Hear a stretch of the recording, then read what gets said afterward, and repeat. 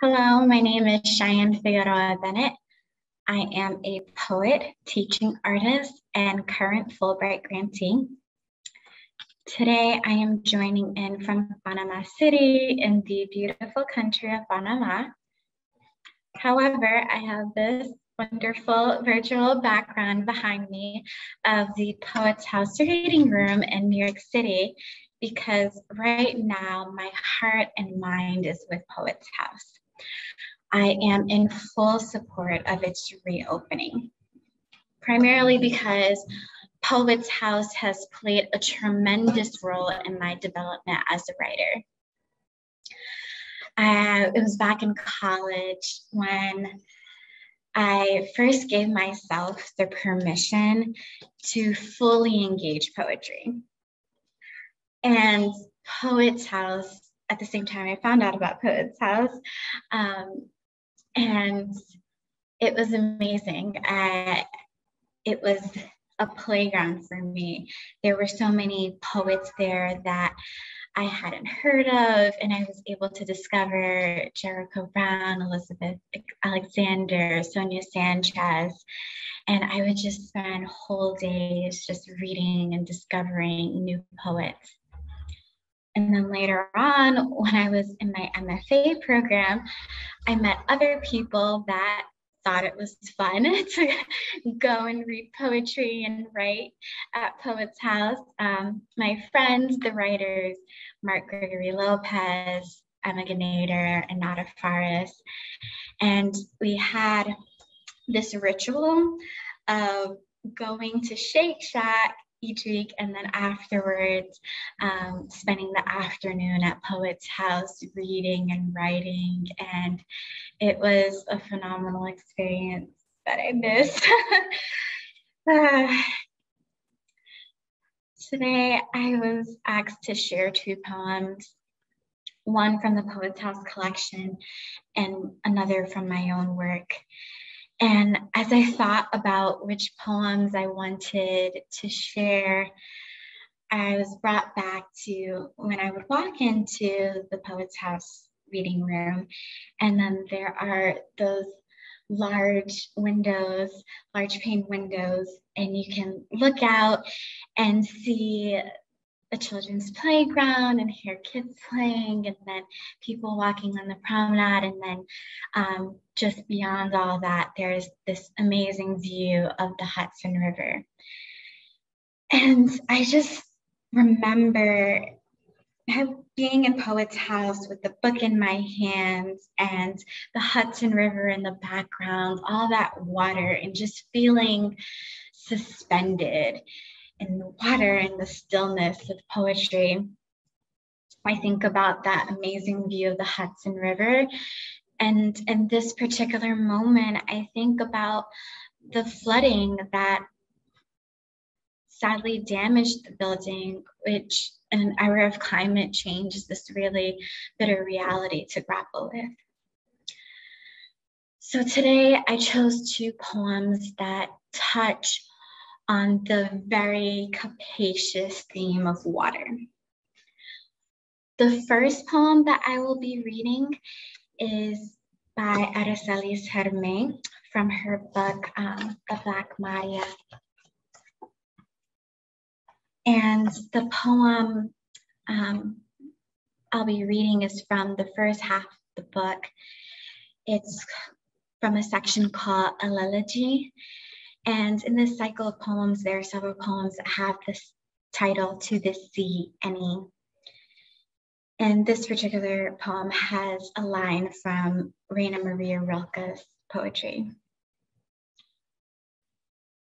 To the sea, any. Born without the order of our roles, our seeing, our language, you carry what is human without being human. All of it foreign to you as our hurt is foreign. Your lack of human speech and body, whose body we project our own onto. our losses, our desires. See Blackness, Eurydice. At the shoreline when we ask, where our dead? Have you carried them back to us? You repeat only, who?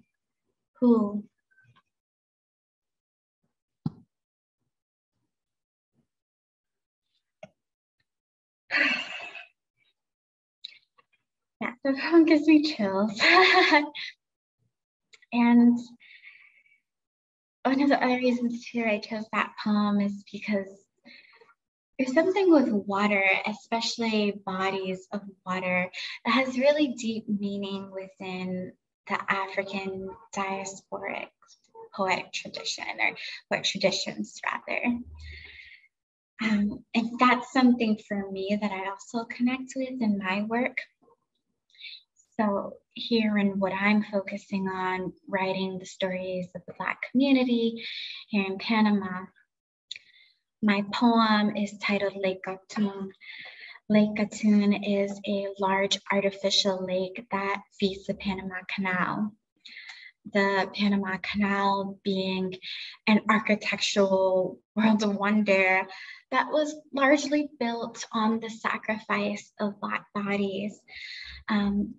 The Black Caribbean workers that came to work on the canal, which consisted of the largest migration in Caribbean history, over 100,000 that came. They were given the lowest paying jobs and the most dangerous tasks as well, including laying the dynamite.